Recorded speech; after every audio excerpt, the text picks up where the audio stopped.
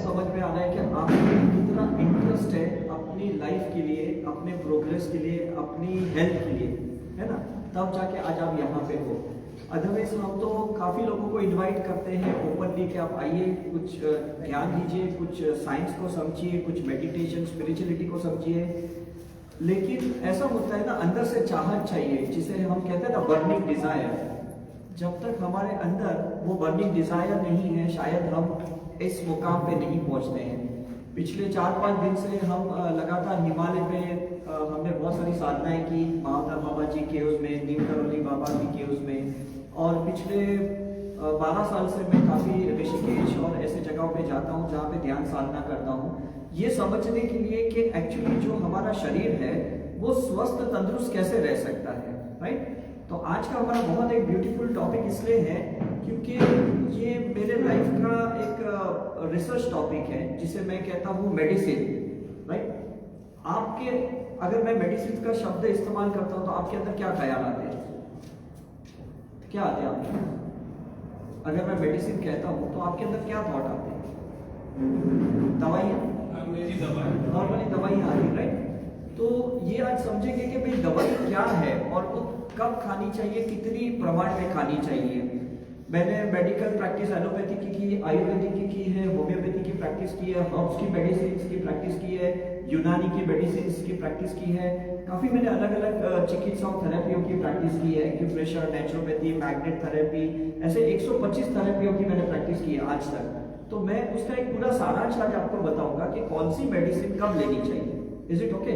क्योंकि काफी बार हमें कंफ्यूजन होता है कि डायबिटीज है तो मुझे कौन सी दवाई लेनी चाहिए, साइटिका है तो मुझे कौन सी दवाई लेनी चाहिए, ब्लड प्रेशर है तो कौन सी दवाई लेनी चाहिए, सर दर्द है, माइग्रेन है, एसिडिटी है तो कौन सी दवाई लेनी चाहिए, हमेशा कंफ्यूजन रहता है।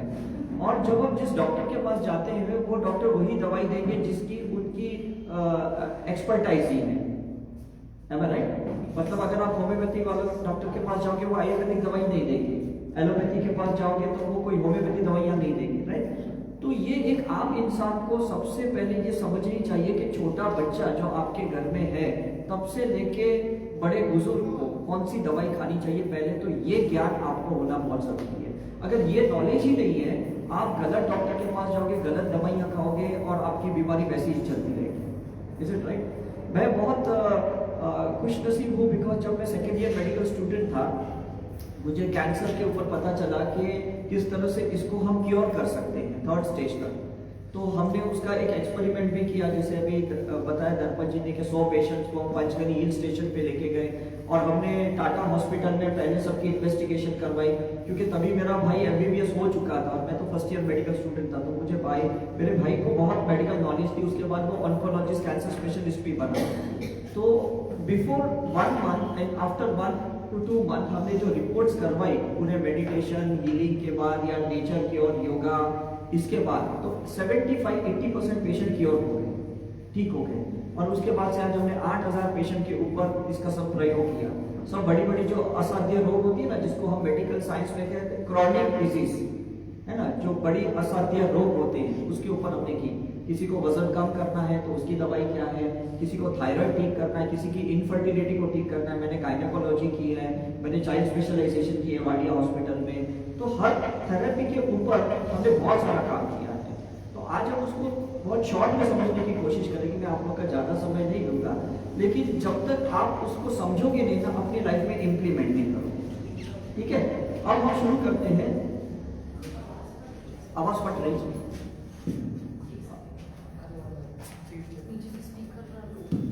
शायद इको होता होगा। आवाज आ रही है पीछे? अच्छा, हेलो, ठीक है। सो हम क्या करेंगे, दवाई को समझने की कोशिश करेंगे। मेडिसिन को 3 प्रकार में डिवाइडेड की गई है, राइट? पहले है बॉडी लेवल की मेडिसिन होती है, सेकेंड माइंड लेवल की मेडिसिन होती है और थर्ड सोल लेवल की मेडिसिन होती है। तो बॉडी लेवल की मेडिसिन कौन सी होती है, कोई मुझे बता पाएगा? शरीर के लिए दवाइयाँ कौन सी होती है?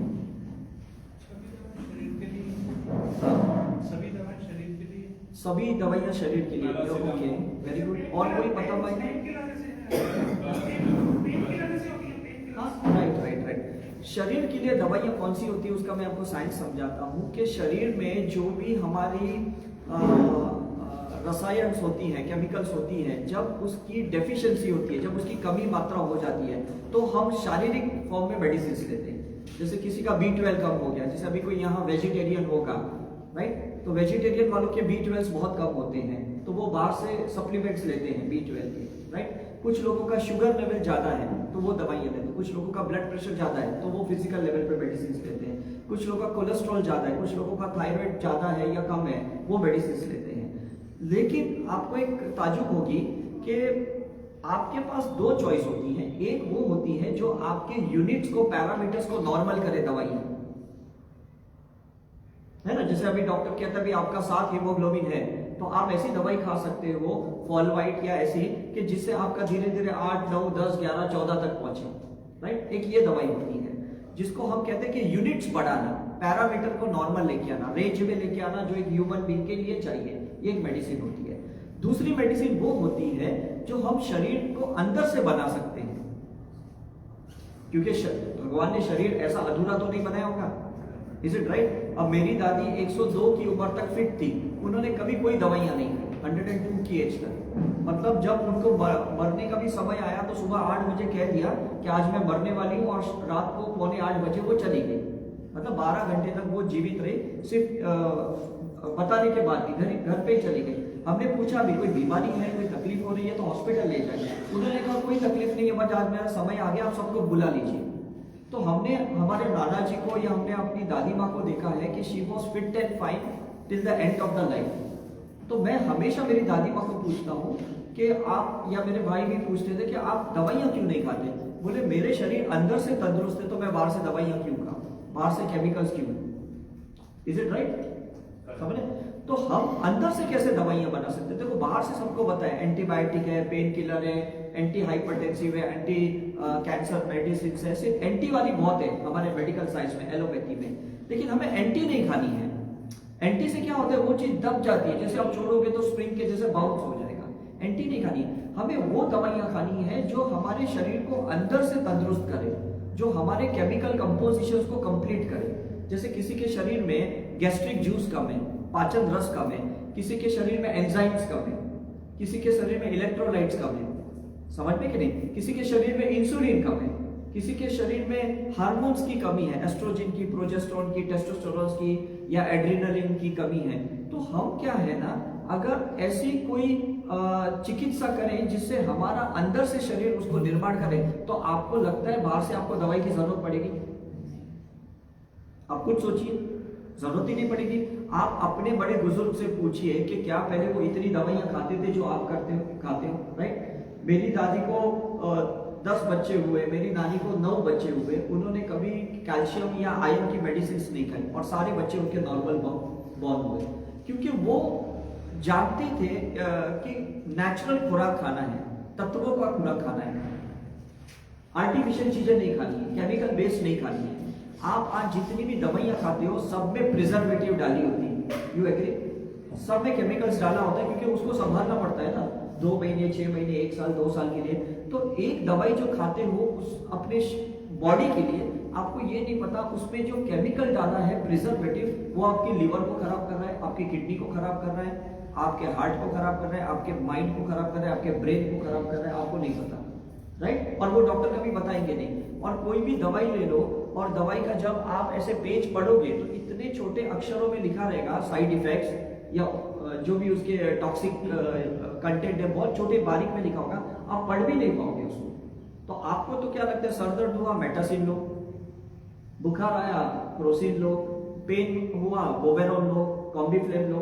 आप तो डॉक्टर को बोलते हो भाई थोड़ी खांसी हो रही, गला खराब है, तो आपको वो मेडिसिन दे देंगे, उसके साइड इफेक्ट आपको कोई नहीं बताएगा, ना हमारे जैसे डॉक्टर बताएंगे, ना मेडिकल स्टोर वाले बताएंगे मुझे बताओ, नहीं बताएंगे। तो हमें क्या लगता है, देखो खाया मुझे आराम मिल गया। और हम बच्चों को भी बचपन से सारे टीके देते हैं, वैक्सीनेशंस देते हैं, और आपको ये नहीं पता कि वैक्सीनेशंस के साइड इफेक्ट्स भी बहुत सारे होते हैं। मैंने मेरे दोनों बच्चों को कभी वैक्सीनेशन नहीं दी। मेरा बेटा आज कॉलेज में है 13 स्टैंडर्ड में, मेरी बेटी 9 स्टैंडर्ड में, लेकिन उसने एक भी टीका नहीं लिया, एक भी वैक्सीनेशन नहीं लिया, क्योंकि मुझे पता है कि वो चीजें इंड्यूस करती है, एंटीबॉडीज को इंड्यूस करती है। आर्टिफिशियल इंड्यूस करती है, आपकी रोग प्रतिकार शक्ति, आपकी इम्यूनिटी को खत्म कर देती है। समझ में? तो आज मुझे बताओ कौन सा जानवर है कुत्ते से लेके हाथी तक जो वैक्सीनेशन लेता है? Tell me. कौन सा पौधा है, प्लांट है जो वैक्सीनेशन लेता है? कोई नहीं लेता है।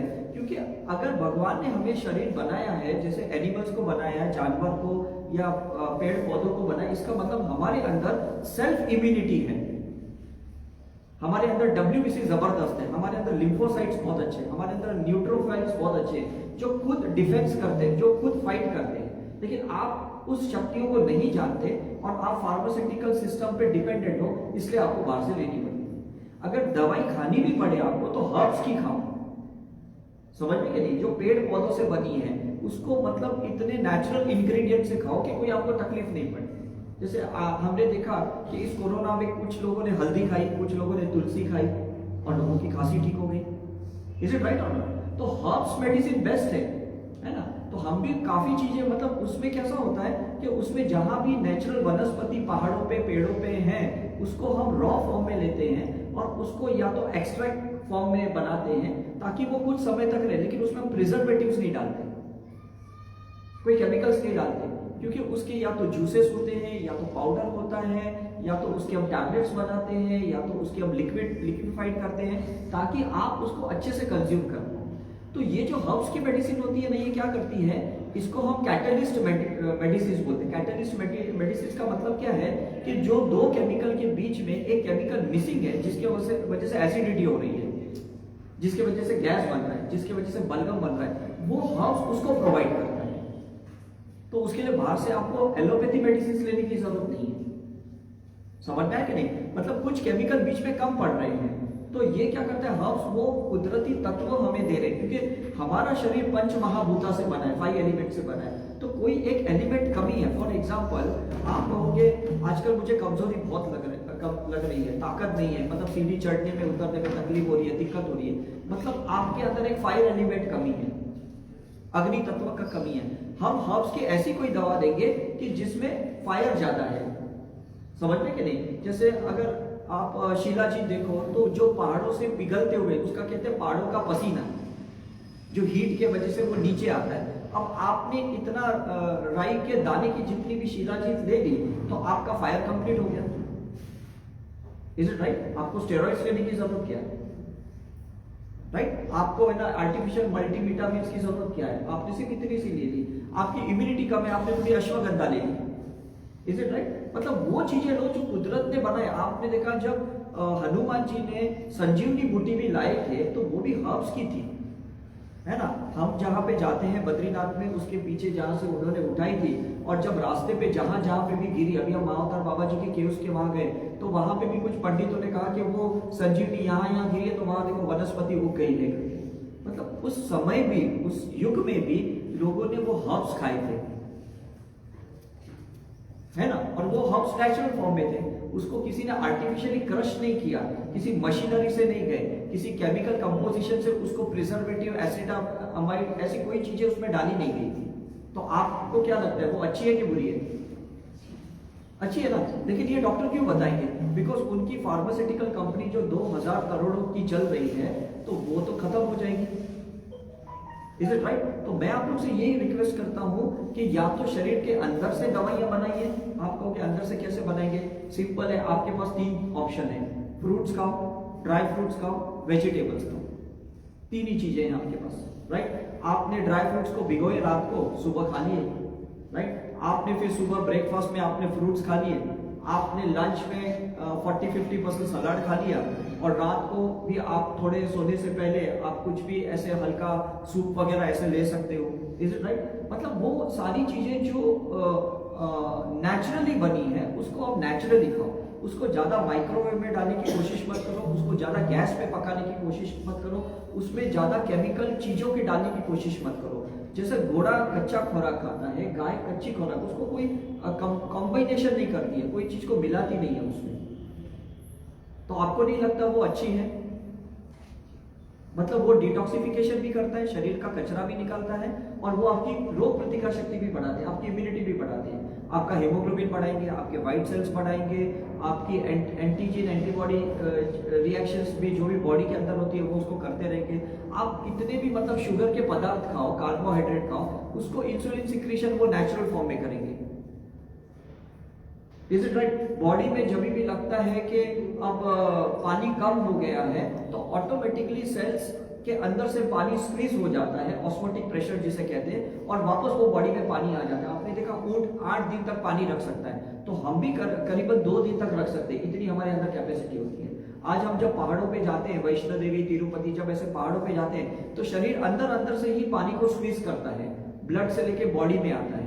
Is it right? फिर हम थोड़ा नींबू पानी पीते हैं, इलेक्ट्रोलाइट वाला पानी पीते हैं, सोडियम पोटेशियम वाला, वापस हमारी बॉडी रिवाइव करती है, वापस हम उत्तेजित हो जाते हैं, शक्तिमान हो जाते हैं। Is it right? तो आपको बाहर से मतलब ये जो रेड बुल वाली आती है या ऐसी जो भी आर्टिफिशियल चीजें आती है उसको लेने की जरूरत क्या है? हम बॉम्बे में देखते हैं कि जो लोग बहुत हाई प्रोफाइल पे काम करते हैं ना, वो लोग अल्कोहल, टोबैको, स्मोकिंग, ड्रग्स ये बहुत लेते हैं बॉम्बे में, उसका सेवन ज्यादा होता है, क्योंकि उन्हें अंदर से कैसे बॉडी से एनर्जी क्रिएट करना इन्हें नहीं पता। वो बाहर से स्टिमुलेंट्स लेते हैं, आर्टिफिशियल लेते हैं, चाहे वो शाहरुख खान है या बड़े बड़े हैं कि थोड़े शॉट के बीच में 1-2 सिगरेट मार ली, थोड़ा पैक मार लिया, वापस शॉट के लिए आ जाते हैं। हमारे काफी डॉक्टर सर्जन्स भी मैंने देखा मेडिकल कॉलेज में या हॉस्पिटल्स में कि कुछ लोग तो अल्कोहल लेने के बाद सर्जरी करते हैं, उनको स्टिमुलेशंस चाहिए।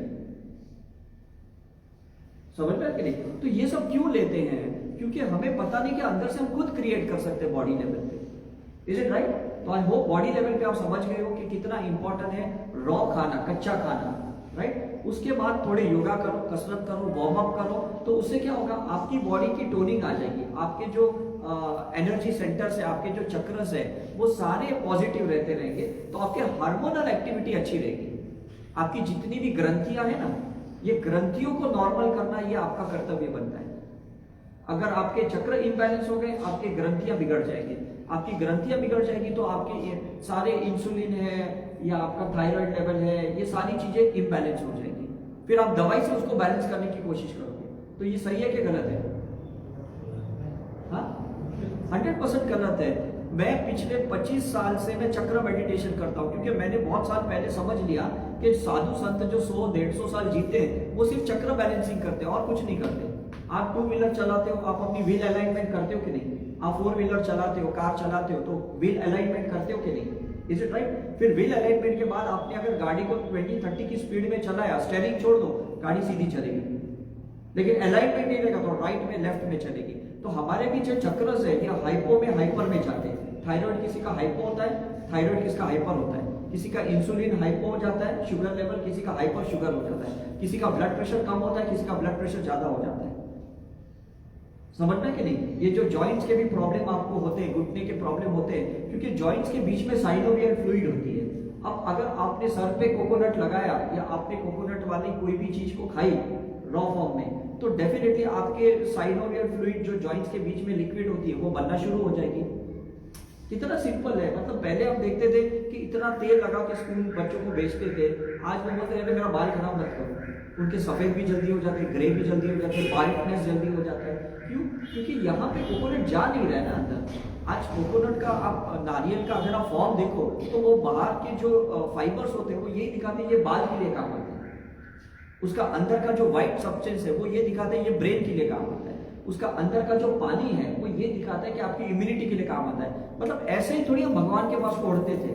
भगवान ने कहा वो चीजें फोड़ो जो तुम्हारे शरीर को ताकत दे, जो तुम्हारे शरीर को स्वस्थ रखे। हमें तो ये साइंस किसने समझाया नहीं।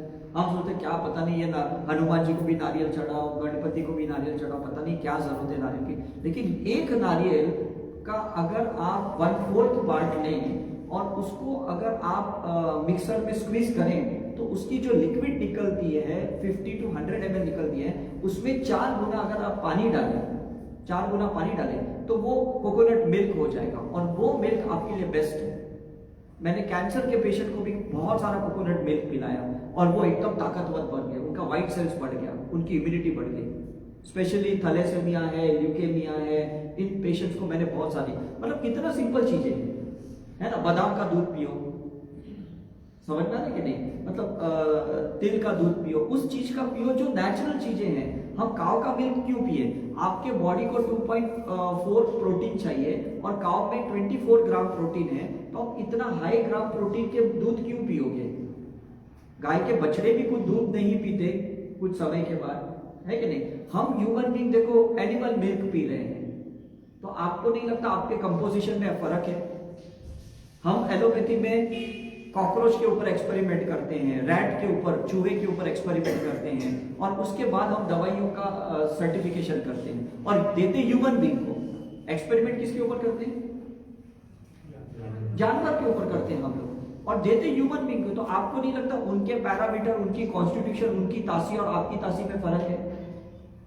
फर्क होता है कि नहीं? तो क्यों मतलब हम उस चीज को ले? होम्योपैथी में एक अच्छा क्या है कि वो वाइटल फोर्स बढ़ाते हैं, अंदर से इम्यूनिटी हमारी बढ़ाते हैं। तो आपकी तासी के हिसाब से आपको कोई दवाई देते हैं और आपकी अंदर की रोग प्रतिकार शक्ति को बढ़ाते हैं, तो that is already good. Ayurvedic भी वैसे ही करते हैं, यूनानी भी वैसे करते हैं, हर्ब्स की मेडिसिन भी वैसे करते हैं। उस चीज का सेवन करो जो हमें अंदर से स्ट्रॉन्ग करे, अंदर से कमजोर करे। ऐसी दवाइयां प्लीज मत लेना। Is it okay? ठीक है, जितना हो सके अच्छी YouTube देखो, बहुत सारा नॉलेज अवेलेबल है, तो आपको समझ में आएगा मुझे कौन सा खुराक कब लेना है करके। या आप डाइटिशियन के पास जाओ, न्यूट्रिशन के पास जाओ, या पंचकर्मा कराने के लिए कहीं चले जाओ, वो भी आपको अच्छे से गाइड कर पाएंगे। शरीर से कचरा निकालो और उसके बाद जो भी बॉडी में कमी है तत्वों की, उसको नेचुरल फॉर्म में लेने की कोशिश करो, आर्टिफिशियल फॉर्म में प्लीज मत लेना। Is it okay? तो ये बॉडी का समझ में आया साइंस। अब सेकंड साइंस समझते हैं माइंड की दवाइयां क्या होती है। माइंड में है ना हमारे 2-3 चीजें होती है। किसी को डिप्रेशन होता है, किसी को एंजाइटी होती है, किसी को इमोशनल सप्रेशंस होते हैं, या एंगर होता है, फियर होता है। अब मुझे ये बताओ कि जो माइंड है वो दिखता है क्या? माइंड दिखता है क्या? जब कोई चीज दिखती नहीं है, उसकी कोई बीमारी हुई, तो आप केमिकल फॉर्म में मेडिसिन कैसे ले सकते हो? आप लॉजिक यूज करो। ये आपको पानी दिख रहा है कि नहीं, राइट? तो इस पानी को आप सेवन कर सकते हो क्योंकि ये दिख रहा है करके। अब मुझे प्यास लगी है तो मैं पीऊंगा, मेरी प्यास बुझेगी कि नहीं? Is it right? लेकिन अगर आपको मानसिक बीमारी है या भावनात्मक बीमारी है, उसकी आप केमिकल मेडिसिन कैसे ले सकते हो? लोग कहते हैं ये एंटी डिप्रेसेंट मेडिसिन है, एंटी एंजाइटी मेडिसिन है, एंटी इमोशनल मेडिसिन है, या नींद की दवाइयां, इंसोमिनिया की दवाइयां है, नींद आने की दवाइयां। आप कैसे ले सकते हो जो माइंड को दिखता ही नहीं है, जो गैसियस फॉर्म में है? उसके लिए आप सॉलिड फॉर्म की दवाइयां कैसे ले सकते हो? उसकी एक ही दवाई है, and that is meditation. Simple है, क्योंकि ना मेडिटेशन दिखता है ना माइंड दिखता है। जब दो चीजें नहीं दिखती है, वो एक दूसरे के लिए कॉम्प्लीमेंट हो सकती है। You got my point? तो जब भी आपको लगे भाई मुझे बहुत अभी तनाव आ रहा है, टेंशन आ रहा है, ऐसे वैसे, तो आप क्या करो? कुछ नहीं, सिर्फ शांति से बैठो और अपनी सांसों के ऊपर ध्यान दो, इनहेलेशन एक्सहेलेशन पे ध्यान दो, बस। This is the meditation. ये एक तरीका सिंपल मेडिटेशन है। मैं कुछ काउंट करने की भी बात नहीं करता हूं, अदरवाइज बहुत सारे प्रकार के मेडिटेशन है। मैं कंफ्यूजन नहीं करने की कोशिश कर रहा हूं। आप बोलोगे नहीं मेरा ध्यान लगता ही नहीं है, भले नहीं लगता है, 1 सेकंड लगेगा, बस 2 सेकंड लगेगा, बस 10 सेकंड लगेगा, ठीक है। जितने सेकंड्स भी लगते हैं ना ध्यान, समझ लो वो मेडिसिन है आपके माइंड के लिए। Is it right? मैं जब भी खाली बैठे रहता हूं ना, मैं सिर्फ अपनी सांसों के ऊपर ध्यान देता हूं और मेरे अंदर से माइंड पॉजिटिव होते रहता है, क्योंकि मेरे ब्रेन के अंदर 30 to 40% ऑक्सीजन की जरूरत है compare to the other body parts. तो जब आप स्ट्रेस में रहते हो, टेंशन में रहते हो, ऑक्सीजन यहाँ कम पहुंचता है, तो और भी प्रॉब्लम बढ़ जाते हैं आपके। तो जब आप लंबी गहरी सांसें लोगे और ध्यान से पूरे जागरूक अवस्था में सांसें लोगे, तो यहाँ ऑक्सीजन ज्यादा जाएगा, और ऑक्सीजन अगर ज्यादा गया तो बॉडी के फंक्शंस अच्छे होंगे, क्योंकि यहाँ से सारे न्यूरो ट्रांसमिशन होते हैं, यहाँ से सारे सिग्नल पास होते हैं। अगर यहीं ऑक्सीजन कम है तो सिग्नल पास होगा? मुझे बताओ, आपने सुबह ब्रेकफास्ट किया और आपने टेंशन में ब्रेकफास्ट किया या कुछ सोच में ब्रेकफास्ट किया, तो पाचन रस आया ही नहीं स्टमक में डिओडिनम से, और आपका पचा ही नहीं खाना, तो एसिड गैस बनेगा कि नहीं? तो आपको खाना भी ध्यान से खाना है, वो भी मेडिसिन है। मतलब मैं जो निवाला खा रहा हूं वो 5 उंगली से खा रहा हूं, चम्मच से भी नहीं खा रहा हूं, ध्यान से देखना। अब ये 5 उंगली मेरी बायो सेंसर्स है, मेरी पंच महाभूत है, 5 एलिमेंट्स है। मैं जब निवाला खाता हूँ सेंस के साथ, तो मेरे अंदर भी सेंसेशंस एक्टिवेट होते हैं। अगर मैं चम्मच के साथ खाऊंगा तो मेरा सेंसेशंस एक्टिवेट नहीं होते। देखो कितनी छोटी सी बात है ये, है ना। हम वेस्टर्न चीजों को अपनाते हैं, हर चीज को चम्मच कांटे से। मैंने तो देखा है कि मतलब डोसा भी लोग है ना फोर्क से खाते हैं। Is it right? मतलब आजकल के बच्चे या आजकल के जो वेस्टर्नाइज्ड हैं वो ये सेंस का सारांश ही भूल गया है कि ब्रेन में 5 सेंसेस होते हैं और उसके लिए हाथों से खाना जरूरी है। क्योंकि जब आप हाथों से खाओगे ना तो ये सिग्नल आएगा भाई खाना आ रहा है, अब पाचन रस की जरूरत है स्टमक में। जब सिग्नल ही नहीं गया तो मुझे बताओ पाचन रस आएगा कैसे, पचेगा कैसे? जब पचेगा नहीं तो कब्ज होगी, एसिडिटी होगी, उसको दबाओगे अल्सर होगा, अल्सर को दबाओगे तो कैंसर होगा। डायरेक्ट थोड़ी कोई रात को कैंसर हो जाता है कि कल सोए और सुबह इतनी बड़ी गांठ हो गई, ऐसा थोड़ी होता है। Is it right? तो ये एंटासिड, ये पेंटा, ये सब कुछ खाने की आपको जरूरत नहीं है। आप सिर्फ क्या करो, जब भी खाना खाओ ना सेंस के साथ खाओ, होश के साथ खाओ और कमांडिंग के साथ खाओ। मेडिटेशन का मतलब 2 चीजें, या शांति से बैठना, ध्यान से सुनना, या शांति से बैठना या माइंड को कमांड देना कि मैं ये खा रहा हूं, प्लीज आप इसको मदद करें पचाने में।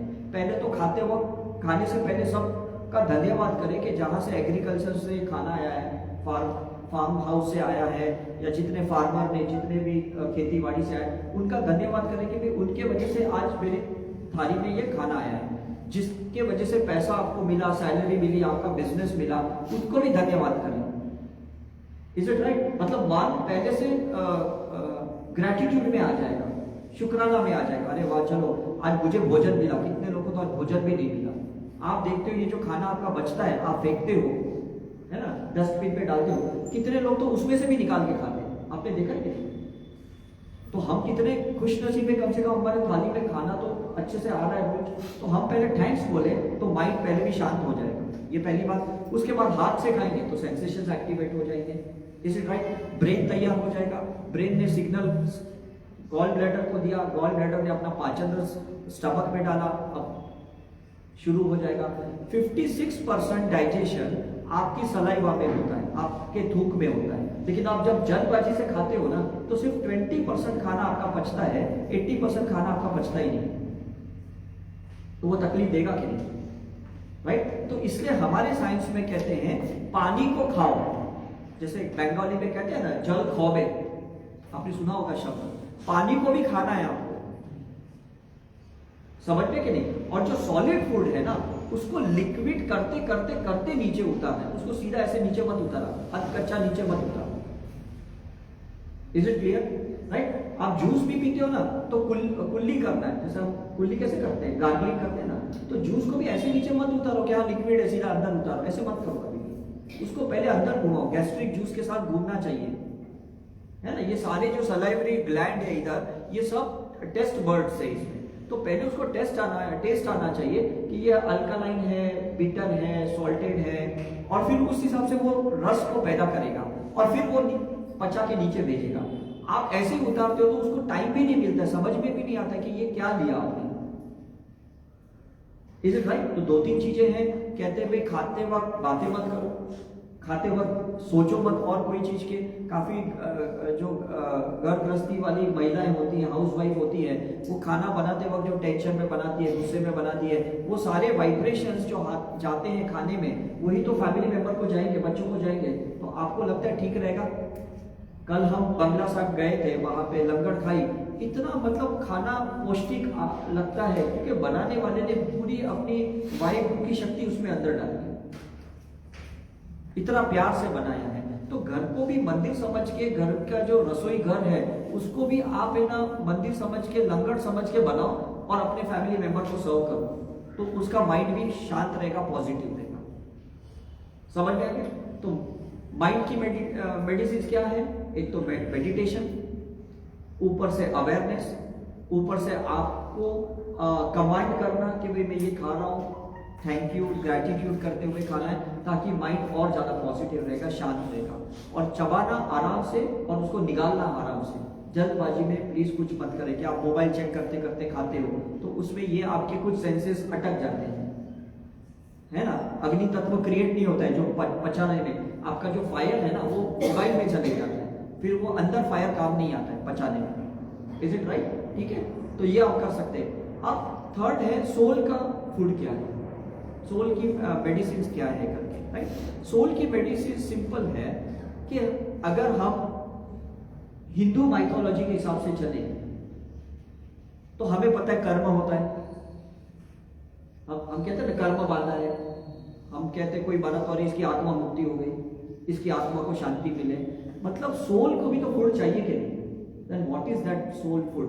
सोल फूड या सोल मेडिसिन क्या है मैं आपको बता रहा हूँ। उसका मतलब ये है कि मेरा जिस जिस आत्मा के साथ कर्म बंधे हैं मैं उसको सुख शांति दूं, मैं उसको प्रेम करुणा भाव दूं, दैट इज सोल मेडिसिन। समझ में क्या? आज मेरा इस समय में आप इन सारे आत्माओं के साथ मेरा कर्म है, मैं अगर आपको पॉजिटिव कर पाया आधे घंटे में तो मुझे मेडिसिन मिल गई, मेरी आत्मा की दवाई मुझे खुराक मिल गई। You got my point? अगर हाउस वाइफ को घर के काम करने पड़ते हैं वो भी उसका सोल फूड है कि चलो मुझे सर्व करने के लिए आज ऊपर वाले ने लायक बनाया, आज हस्बैंड को लायक बनाया कि बाहर जाके काम करे और घर गृहस्थी चलाए, पैसे कमाए, तो समझ लो ये सोल फूड। तो खुशी खुशी करो, that is the soul food, soul medicine. Is it right? जहां पे भी अभी आप ऑटो में आए, किसी ने आपसे 25 रुपए मांगे, आपने बोला साला लूटता है, 20 होते हैं 25 मांग लिए, कहते कि नहीं हम लोग, राइट? लेकिन आपको पता नहीं आपके 5 रुपए एक्स्ट्रा देने से हो सकता है शायद उसकी घर गृहस्थी अच्छी चले, आप तो 5 रुपए ऐसे ही कमा लोगे, आपको क्या फर्क पड़ता है, राइट? तो कुछ चीजों को है ना आप बियॉन्ड सोचो, उस लॉजिक मत लगाओ। जहां पे आप लॉजिक लगाओगे ना तो सोल को फूड नहीं मिलेगा, आत्मा को शांति नहीं मिलेगी और सामने वाले को भी आप खुश नहीं कर पाओगे, क्योंकि लॉजिक लगाओगे तो आप अपने प्रॉफिट का सोचोगे, और जहां आपने अपने प्रॉफिट का सोचा तो सोल की कभी मुक्ति नहीं होगी। ये चीज ध्यान में रखना है, राइट? जितने पंडित पुरोहित जो विधियां करते हैं मंदिरों के यहाँ या गंगा तट पे, वो भी जब अपना लॉजिकल माइंड यूज करते हैं, यार 2000 नहीं इसे तो 5000 मांग लेते, तो वो भी है ना सोल की मेडिसिन को इस्तेमाल नहीं करते, वो और नए कर्म बांधते। समझ में कि नहीं? मतलब हम बेचारे कुछ पीड़ित हैं, हमने कुछ कर्म बांधे, हमारा पितृ दोष है, ये दोष है, वो दोष है, निकालने के लिए हम निवारण करने के लिए जाते हैं, और वो हमसे 251 की जगह 2000 रुपए मांग रहे, तो आप खुशी से दोगे कि दुखी से दोगे, गुस्से से दोगे, कैसे दोगे आप मुझे बताओ? 2000 मांगेगा तो नेचुरल बात है कि एग्जैक्टली, है कि नहीं? मतलब हमें लगता है यार ये तो मेरे मजबूरी का फायदा उठा है। Is it right? आप डॉक्टर के पास जाके बोलोगे अरे मेरा गला खराब है, मुझे जुकाम है, वो बोलेंगे अरे नहीं आपको तो एडमिट करना पड़ेगा, आपको तो MRI कराना पड़ेगा, CT स्कैन कराना पड़ेगा। आप बोलेंगे यार इतनी खांसी में भी इतना नहीं, अरे आजकल बहुत बीमारियां बढ़ गई है, तो चलो करा तो दोगे, लेकिन अंदर से आपकी आत्मा कर्ज करेगी यार ये तो लूट रहा है मुझे। तो this is not soul food, this is not soul medicine. समझ में आ रहा है कि नहीं? तो कहने का मतलब है आपको जो भी कर्तव्य दिया गया है, जो भी ड्यूटी दी गई है ना, अगर आपने शिद्दत से निभाया तो ये सोल मेडिसिन है, फिर आपको दिमाग नहीं लगाना है। Is it right? खुशी खुशी करना है, चलो आइए मेरी ड्यूटी बनती है मुझे इसको देने की। जैसे मैं एयरपोर्ट पे जाता हूँ, चाय कभी मैंने पी ली वहां तो 110 रुपए की, मैं कैसा लूटने के लिए बैठे हैं, लेकिन वहां वो 200 करोड़ का इन्वेस्टमेंट किया है एयरपोर्ट पे, और उसमें मुझे 110 की चाय दे रहे हैं। अब वो जो रास्ते में बैठा है उसने करीबन सिर्फ 5-6 हजार का इन्वेस्टमेंट किया, वो आपको 10 रुपए में चाय दे रहा है, तो इन्वेस्टमेंट में फर्क है कि नहीं? उसकी पोजीशन में फर्क है कि नहीं? मुझे ये बताओ, राइट? कहीं पे आपको लगता है मुझे नहीं परवड़ रहा है, आप मत लो, लेकिन आप उसको कर्ज मत करो, आप उसको बद्दुआएं मत दो, क्योंकि आपके जो शब्द जा रहे हैं ना, आत्मा वो शब्द को पकड़ती है, और जब तक वो शब्द का न्यूट्रलाइजेशन नहीं होता ना, कर्म का निवारण नहीं होता, तो ऐसे शब्द को हम क्यों बाहर निकालें? You got my point, right? तो ये सोल का क्या है कि समय समय में मैंने बहुत रिसर्च किया, मैंने पास्ट लाइफ रिग्रेशन पुनर्जन्म में भी बहुत रिसर्च किया, मैंने करीबन 5000 लोगों के पिछले जन्म की सब चीजें निकाली, तो समझ में आया कि हर इंसान पिछले जन्मों के कर्मों से ही बंधा है। आप रामायण महाभारत देखो, उस जमाने में भी जो चीजें होती थी आज भी वो चीजें हो रही है। मतलब हमारे जो कर्म तो उस समय से चल रहे हैं, या बुद्धा के समय से चल रहे हैं, जीसस के समय से चल रहे हैं, गुरु नानक देव के समय से चल रहे हैं, बिकॉज ये क्या है, आत्मा आती है कुछ सीखने के लिए, कुछ देने के लिए, कुछ लेने के लिए, और अगर देने लेने में भी गड़बड़ है तो आपको नहीं लगता ये गलत मेडिसिन हुई? है ना, राइट? तो हम भी यही सोचते हैं कि कहीं पे भी कुछ देना पड़े ना, दे दो, कम से कम आत्मा को तो मुक्ति मिली। तुमने मुझे लूट लिया, तुमने मुझे फंसाया, तुमने मुझे चीट किया, मैं फंस गया, लेकिन कम से कम मेरी आत्मा तो मुक्ति हो गई। क्योंकि अगर आप पिछले जन्म में जाओगे, अगर मैं आपको दिखाऊंगा, आप बोलेंगे अरे बाप रे, मैंने ऐसा ही उसके साथ किया था, इसलिए आज वो मेरे साथ ऐसा कर रहा है। भगवान किसी को लाइसेंस नहीं देता ऐसे ही। आज आपको भी 2 व्हीलर का 4 व्हीलर का ऐसे ही घर पे लाइसेंस मिला, मुझे बताओ। हाँ, जाके आपने टेस्ट की कि नहीं वहां पे, है ना? आपने 2 व्हीलर का 8 का पट्टा किया, है ना? मतलब हर चीज की देखो कुछ ना कुछ एलिजिबिलिटी होती है, और उसके बाद ही उसको लाइसेंस मिलता है। तो कोई आपका हस्बैंड है, कोई वाइफ है, कोई आपको दगा दे रहा है, कोई धोखा दे रहा है, कोई तकलीफ दे रहा है, उसको भी हमारे कर्म ने लाइसेंस दिया है। अगर वो कर्म लाइसेंस नहीं देता तो वो आपको परेशान नहीं करता। ये चीज है। 135 करोड़ की आबादी है, क्यों वही इंसान आपकी लाइफ में आया? कभी सोच के बैठना। मैंने अपनी खुद की 128 पास्ट लाइफ देखी, पिछला जन्म देखा, और जहां जहां पे मैंने देखा, मैं वहां जाके उसको कंफर्म करके आया कि सही में कोई मेरी लाइफ काठमांडू में थी, मेरी लंदन में थी, गोवा में थी, पांडिचेरी थी, जयपुर, उदयपुर, हर जगह में उसको कंफर्म करके आया, जो मुझे अपना नाम जगह पता चले। और मुझे ये समझ में आया कि जो अधूरे काम मैंने पिछले जन्मों में छोड़े थे, मुझे इस जन्म में उसको ठीक करने हैं। नहीं करूंगा तो नेक्स्ट लाइफ में मुझे ही करने पड़ेंगे। मेरी ही आत्मा को वो सिलेबस कंप्लीट करना पड़ेगा। आपकी आत्मा मेरे लिए कोई काम नहीं कर सकती है, कर सकती है? तो दिस इज सोल मेडिसिन, ये चीज ध्यान रखो। तो शरीर का मेडिसिन अलग होता है, माइंड का मेडिसिन अलग होता है, सोल का मेडिसिन अलग होता है। आप ये नहीं बोल सकते अरे मैं रोज योगा करता हूं ना, तो मुझे है ना कर्म क्लियर करने की जरूरत नहीं, ऐसा आप नहीं बोल सकते। हर लेवल पे मेडिसिन अलग है, और वो आपको मेडिसिन को करना है। आई होप ये कॉन्सेप्ट क्लियर है, राइट? अब हम लास्ट चैप्टर पे आते हैं, मनी मैनिफेस्टेशन, या मनी को, पैसे को किस तरह से हम लाइफ में आकर्षित करें। जैसे मैंने शुरू में कहा मेडिसिन, तो आपके दिमाग में क्या आया? दवाई। अभी मैं जब मनी की बात कर रहा हूं तो आपके दिमाग में करेंसी आती है कि नहीं? हम इंडियन हैं, इसलिए हम रुपी की बात कर रहे हैं, राइट? लेकिन money is not a currency, ये चीज ध्यान रखना। मनी का मतलब क्या होता है? हमें सुख मिलना, हमें शांति मिलना। उसके लिए हम करेंसी कमाते हैं, और उसके लिए हम करेंसी को स्पेंड करते हैं। वो जरिया है, वो कंप्लीट नहीं है, एक जरिया है। ये माइक एक जरिया है, मतलब ये माइक के अंदर से आवाज नहीं आ रही है, एक जरिया है जो मेरी 5 वॉट की एनर्जी है, ये 40 वॉट में आप तक पहुंचाती है, ये जरिया है। Is it right? लेकिन कोई इंसान समझे नहीं, आवाज इससे आई है, ये माइक बहुत अच्छा है, मुझे भी ऐसा माइक खरीदना है, इसमें से अच्छे टॉक आते हैं, अच्छे लेक्चर्स आते हैं, तो ये माइक से लेक्चर आएंगे क्या? मुझे बताओ, आएंगे? मतलब पैसा भी कुछ पूरा सुख नहीं देने वाला है, पूरी तरह से आपको शांति नहीं देने वाला है। अल्टीमेटली तो आपको अंदर से तृप्ति प्राप्त करनी होगी। जैसे 2 साल का बच्चा है ना, प्लास्टिक का खिलौना लेके उसको हेलीकॉप्टर बना के समझता है, खेलता है, उसको फिर आप में ना 10 करोड़ की कोई गाड़ी या 2 करोड़ की मर्सिडीज लाके कोई फायदा नहीं है, उसके लिए यही इनफ है। तो शांति खुशी कहां मिलती है?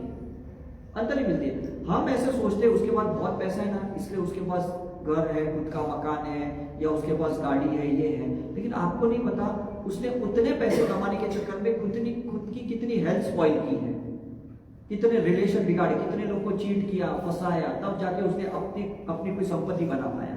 तो मुझे बताओ, क्या वो उसको अच्छे से एंजॉय कर पाएगा? कर पाएगा? कभी नहीं कर पाएगा। तो मनी का मतलब क्या है कि जो पसीना आप बहाते हो उतना पैसा आपके पास आना चाहिए। जितना एफर्ट्स आप डालते हो, जितना पुरुषार्थ करते हो, उतना पैसा आपके पास आना चाहिए। जो भी ज्यादा आता है वो ब्लैक एनर्जी, जिसको हम ब्लैक मनी कहते हैं, वो हमारी लाइफ में आता है, और वो कहीं ना कहीं बीमारी के रूप में हमें आउटपुट देती है। कभी हमारे बच्चे बिगड़ जाते हैं, कभी हम गलत शॉपिंग करते हैं, ऑनलाइन करते हैं, कुछ गलत चीजें आती हैं, क्योंकि आया वैसे जाएगा वैसे। मनी का लॉ सिंपल है। Is it right? जब मैं मेडिकल प्रैक्टिस करता था, मैंने 3-4 साल मेडिकल प्रैक्टिस की बॉम्बे में, तो मेरे पास गलत पैसा आता था। क्यों? क्योंकि मैं जिस भी पेशेंट को कभी सोनोग्राफी के लिए भेजता था या ब्लड टेस्ट के लिए भेजता था, उसके कमीशंस मुझे आते थे। उसको हम CUT कहते हैं, कमीशन, है ना, अंडर ट्रीटमेंट। तो मैं सोचता ये मैं क्यों करूं प्रैक्टिस ऐसे। मेरे फ्रेंड्स कहते यही तो प्रैक्टिस होती है, इससे तो हमारे बड़े सर लोगों ने कमाए, बड़े डॉक्टर ने कमाए, तुम्हें भी ऐसे ही कमाना है। मैंने कहा ऐसा पैसा नहीं चाहिए। तो मैंने अपनी मेडिकल प्रैक्टिस बंद की और मैंने ये स्पिरिचुअल रिसर्च शुरू किया, क्योंकि गलत ढंग से आ रहा था ना, तो गलत ढंग से जा नहीं रहा था मेरे पास। तो हमने अब जो ऑरा की रिसर्च करते हैं, एनर्जी की रिसर्च करते हैं, हमने पैसों की फोटोग्राफी की, उसकी ऑरा की। हम दुबई में गए, सिंगापुर में गए, लंदन में गए, यूएस में गए, हर पैसों की ऑरा की हमने एनर्जी चेक की। तो पता चला कि जो इंसान सही ढंग से कमाता है वो इंसान सही लाइफ एंजॉय करता है। जो गलत ढंग से पैसा कमाता है, चाहे वो कोई भी कंट्री में हो, वो सही ढंग से नहीं रह सकता। You got my point? समझ में? ये जितने भी कोई मेंटली रिटार्डेड बच्चे बॉर्न होते हैं, या बीमारियां होती है, या घर में चोरियां होती है, या चीट होता है, ये क्यों होता है? बिकॉज आया ही गलत ढंग से तो जाएगा भी गलत ढंग से। उसके ब्लैक पार्टिकल्स होते हैं, और वो ब्लैक पार्टिकल्स के ब्लैक चोर भी होते हैं कहीं ना कहीं एक्सट्रैक्ट करने वाले। इसीलिए कहते हैं कि चोरी का बहुत बोरी नहीं। राइट? देखो सिंपल है, मतलब बड़े बुजुर्ग ने जो कहावतें बनाई है वो ऐसे नहीं बनाई है। इसलिए पहले के जमाने में ना घर सिंपल थे, हाथों से कपड़ा धोते थे, हाथों से बर्तन धोते थे, हाथों से झाड़ू पोछा लगाते थे, वो बहुत सुखी थे, क्योंकि हर चीज अपनी 5 एलिमेंट्स के साथ, सेंसेस के साथ करते थे। कोई टेक्नोलॉजी के साथ, इंस्ट्रूमेंट्स के साथ नहीं करते थे। तो उनका व्यायाम भी हो जाता था, इज इट राइट? और सही ढंग का पैसों का इस्तेमाल भी हो जाता था। ऐसा है, हम क्या करते हैं ना, हर सुख सुविधा पाने के लिए एक्स्ट्रा मनी कमाने की कोशिश करते हैं, और वो एक्स्ट्रा गलत काम करते हैं कि 2 रुपए की चीज को 20 रुपए में बेचेंगे।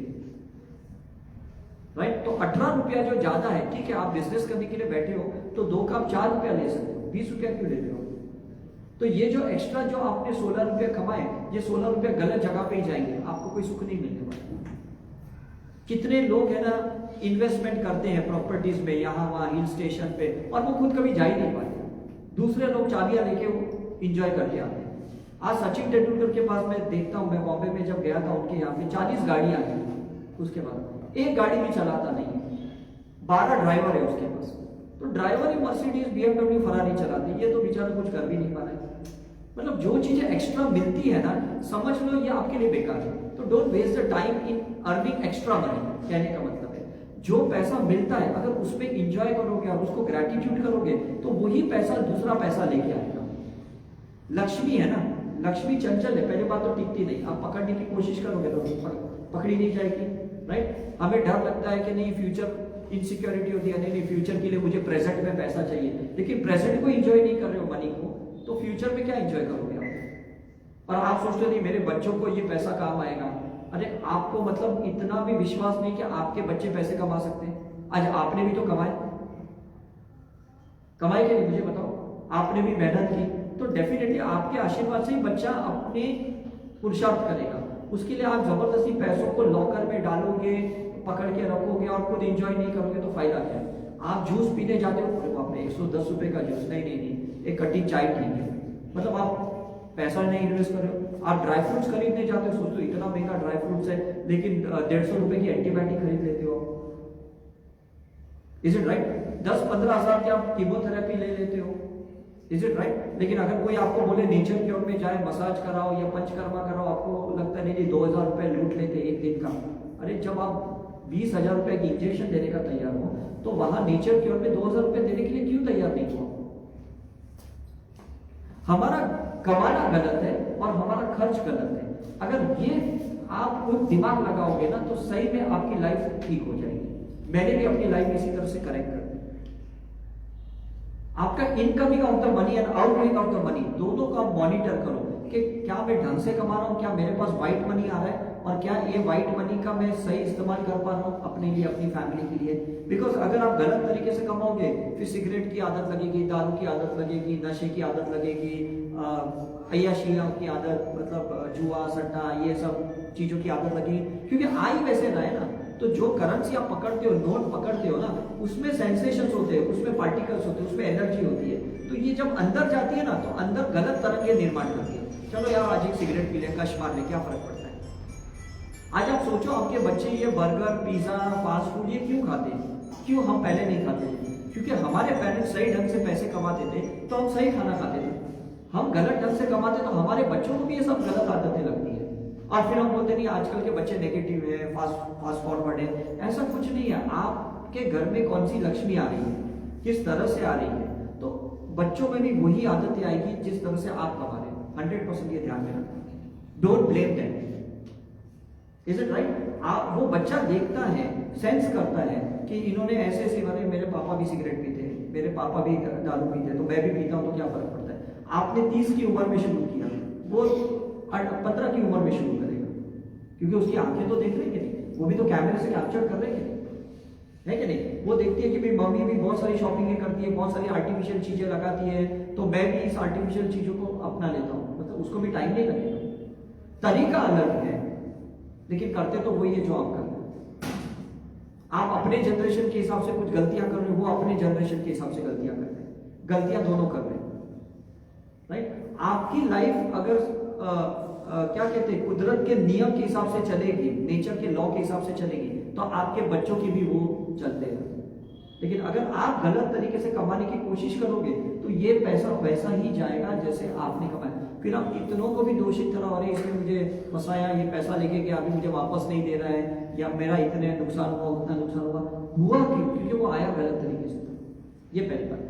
आप बोलोगे नहीं नहीं मैं तो सही ढंग से कमाता हूँ, तो भी मेरी नुकसानी बहुत होती है, लोग मुझे फंसाते बहुत है, तो मैं तो कहता हूँ कि ये भी कर्म क्लियरेंस है, ये सोल फूड है करके। क्योंकि जो गया है वो आपका था ही नहीं, आपने कमाया ही उसके लिए, तो दे दो उसको। आप शून्य हो गए। जब शिव जी शून्य हो सकते हैं, भगवान शून्य हो सकते हैं, बुद्ध शून्य हो सकते हैं, जीसस शून्य हो सकते हैं, तो आप उनसे बड़े हो क्या? मुझे बताओ, टेल मी। हो सकते हो? नहीं हो सकते। हम मंदिरों में जाते हैं, गुरुद्वारा में जाते हैं, कहीं पे भी अंदर जाते हैं और बहुत सी चीजें मांगते हैं भगवान से, और जब बाहर आते हैं, जब वहां भिखारी बैठे रहते, बोलते एक साला भीख मांगने बैठ गया। तो हमने भी अंदर क्या किया? हमने भी तो भीखी तो मांगी अंदर। हमने कहा धन्यवाद किया कि थैंक यू गॉड, तुमने मुझे कपड़े दिए, थैंक यू, अच्छे मुझे खाना दिया, थैंक यू तो बोलते ही नहीं। हम बोलते यार अब मारुति तो दे दिया, अब होंडा दे देंगे तो अच्छा है, अब नेक्स्ट टाइम BMW थोड़ा। क्या है ना, ये 5 सीटर नहीं, मुझे 7 सीटर गाड़ी चाहिए, मुझे इतने तोला सोन चाहिए, ऐसे 1 BHK में अभी आप नहीं रह सकते, अभी 2 BHK का मकान चाहिए। मतलब ये मांगने के लिए हम जाते हैं, और बाहर वो हमसे 10 रुपया मांगता है, हमने करोड़ों मांगे, लाखों मांगे, वो भी भिखारी, हम भी भिखारी। क्या फर्क क्या पड़ता है, मुझे ये बताओ।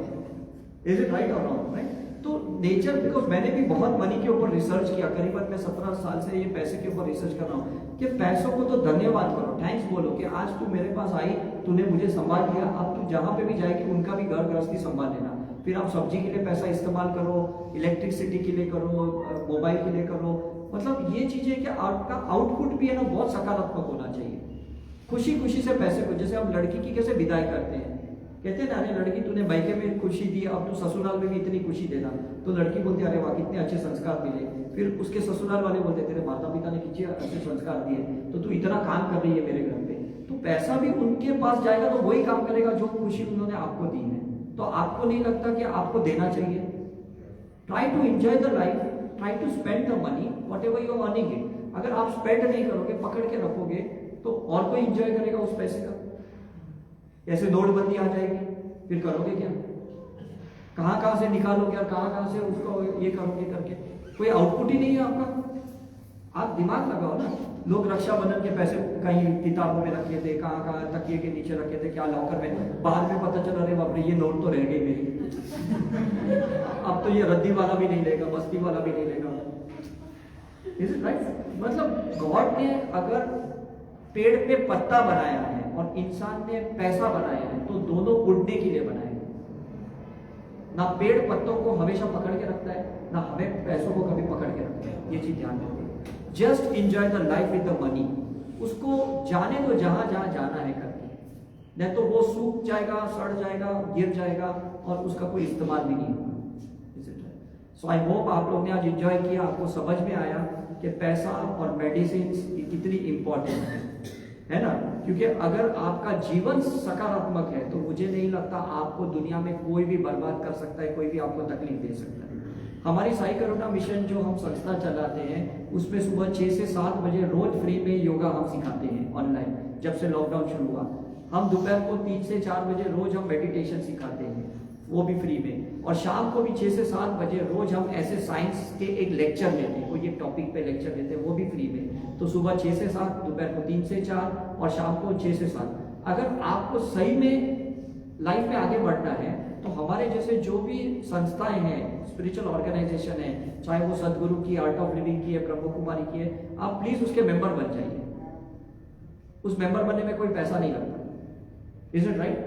लेकिन क्योंकि इंडिया बहुत अच्छी कंट्री है जिसमें बहुत सी चीजें फ्रीली अवेलेबल है। मैं जब बाहर के देश में जाता हूँ, मैं अमेरिका में गया था 2008 में, एक स्पिरिचुअल सेंटर में गया था, तो मुझे बहुत अच्छा लगा। तो मैंने उनको कहा कि आपके पास कोई आपका कार्ड या ब्रोशर है? उन्होंने बोला यस यस आई हैव। उन्होंने मेरे को दिया, मुझे बहुत अच्छा लगा। मैंने अपनी बैग में रखा, प्लीज $1। मैंने बोला यार कार्ड आपका है, मैं $1 दूं? और इंडिया में तो कार्ड ऐसे ही बांटते रहते हैं, समझ में कि ज्ञान भी बांटते हैं, चीजें भी बांटते हैं। बाहर के देश में ऐसा नहीं, हर चीज का पैसा लेते हैं। जब मैं वहां पे सामान लेके अमेरिका में जैसे लैंड किया तो मैं ट्रॉली ढूंढ रहा था, तो मैं ट्रॉली खींच रहा था, तो वो बोलते ऐसा नहीं, पहले आपको है ना $2.5 पे कर तो ट्रॉली आपके हाथ में आएगी। मैंने बोला ये भगवान, यहाँ तो हम 3-3 ट्रॉली लेके घूमते रहते, बच्चे उस पर बैठ के झूलते रहते। मतलब इंडिया कितना अच्छा कंट्री है जहाँ पे हम हर चीज की सुविधाओं को इस्तेमाल कर सकते हैं। आप पहाड़ों पे जाओ, कितने महात्मा पुरुष, मैं कुंभ के मेले में जाता हूँ, कलकत्ता की दुर्गा पूजा में जाता हूँ, कितने लोग हमें ब्लेसिंग देने के लिए बैठे हुए रहते हैं। मतलब कितने लकी हैं, लेकिन हमें उसका सही इस्तेमाल करना नहीं आता, बस इतनी कमी है हमारे अंदर। तो आज के बाद प्लीज अपने क्या कहते हैं, नजरिया बदल दीजिए, अपने जीवन की लाइफस्टाइल को चेंज कर दीजिए, आप सही में लाइफ को बहुत एंजॉय करोगे। Okay, so thank you very much. और कुछ रहेगा तो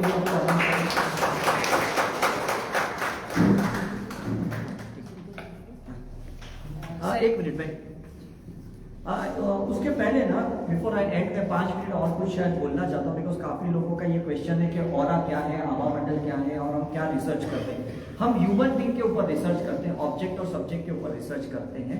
आज से कुछ 15 साल पहले लंदन से कोई साइंटिस्ट आए थे, डॉक्टर थॉर्नटन स्ट्रीटर और जॉनी रॉजरसन करके, और मैंने देखा कि उन्होंने आभा मंडल, जिसको हम कहते हैं ना जैनों में लेशा कहते हैं, छाया कहते हैं, छाया आपने सुना होगा, अपने गुरुओं की फोटो देखी होगी, भगवान के आजू बाजू एक छाया होती है, तो हम उसके ऊपर रिसर्च करते हैं। तो हमें समझना है कि कौन इंसान क्या सकारात्मक सोच लेके बैठा हुआ है, क्या नकारात्मक सोच लेके बैठा है, उसका खाना खुराक सही है कि खाना खुराक गलत है, उसकी जो लाइफ एक्टिविटी है, लाइफस्टाइल है, वो सही है कि गलत है, वो ऑरा में हम देख लेते हैं। तो हम करीबन हमने अभी तक 46,000 लोगों का ऑरा किया है और उनको गाइड करते हैं। बड़े बड़े संतों का भी मैंने किया है, सत्य साई बाबा का, श्री श्री रविशंकर का, ब्रह्म कुमारी की दादियों का भी, उनको भी हम बताते हैं कि भाई अभी आपको और कितनी अपनी स्पिरिचुअल जर्नी बाकी है, और आपका इवोल्यूशन कितना बाकी है, और आपके सोल के क्या क्या काम बाकी है, हम उन्हें भी गाइड करते हैं करके। काफी बार संत बहुत पॉजिटिव होते हैं लेकिन उनका खुराक गलत होता है,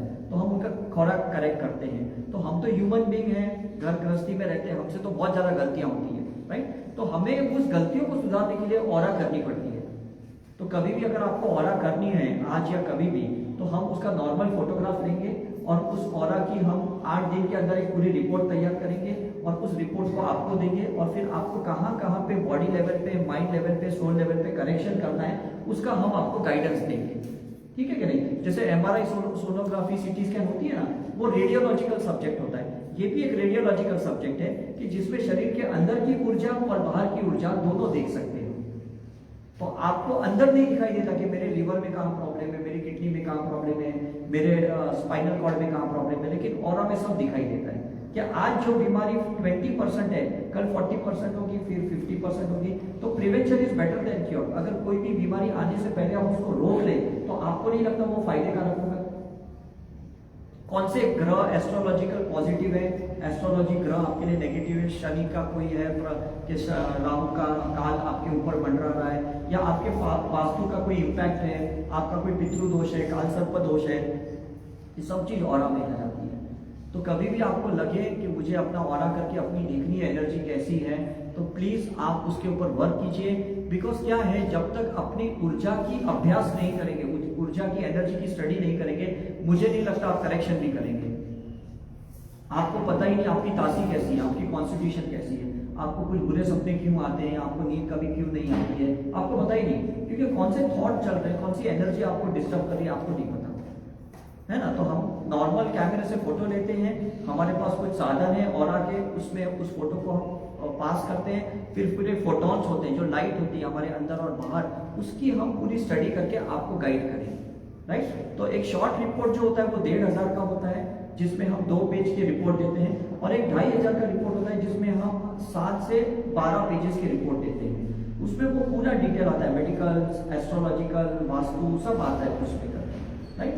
तो कभी भी आपको ऐसा लगे कि नहीं मुझे सही में अपने अंदर बहुत करेक्शन करनी है, तो अनवांटेडली ब्लड टेस्ट मत कराओ या ऐसी चीजें मत कराओ कि जो फ्यूचर में कुछ बता ही नहीं पाएंगे कि क्या होने वाला है, सिर्फ प्रेजेंट की चीजें बताएंगे कि आपका हीमोग्लोबिन कितना है या शुगर कितना है। हम ऑरा में ये बताते हैं कि पास्ट एनर्जी आपकी कैसे थी, आपकी प्रेजेंट एनर्जी कैसी है, आपकी फ्यूचर एनर्जी कैसी है।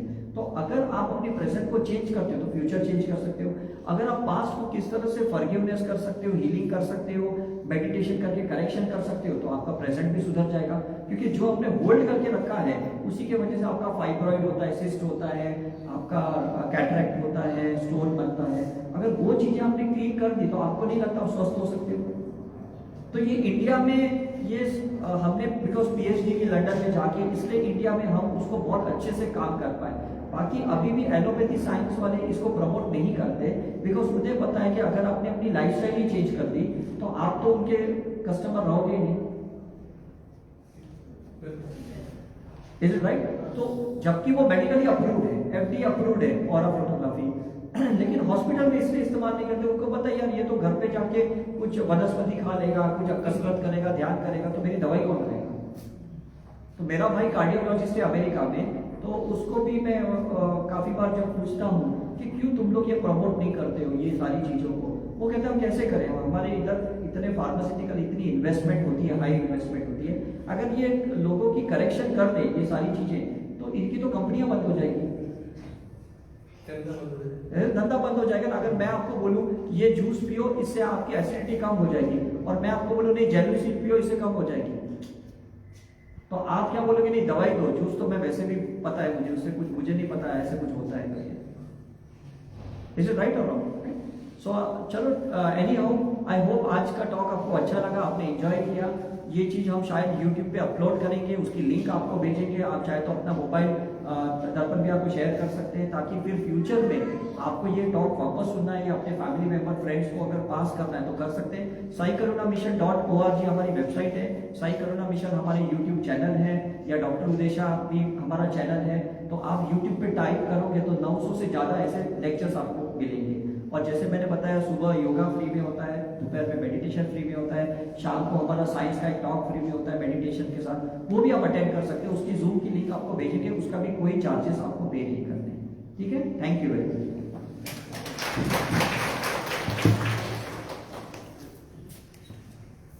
पीछे